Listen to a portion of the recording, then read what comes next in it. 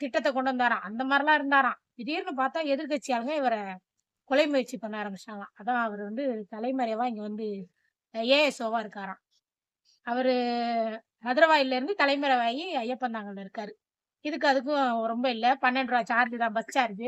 இந்த கூலி படிக்க அந்த ரூ. 12 சார்ஜ் கிடைக்கலையா? இல்ல என்னன்னு தெரியல. இவர வந்து இன்னும் சுத்து தான் போட்டுக்கிட்டு இருக்காங்களாம். இன்னும் அவர வந்து தூக்க முடியலையாம்.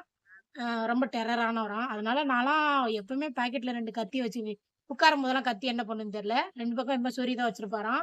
அ கன்னே 3 வச்சிருக்காராம். நான் தான் சொன்னேன், "இல்ல சார் ஓப்பனா இந்த மாரிலாம் சொல்லாதீங்க சார். யாராவது போய் போலீஸ்ல சொல்லிட்டா பிரச்சனை."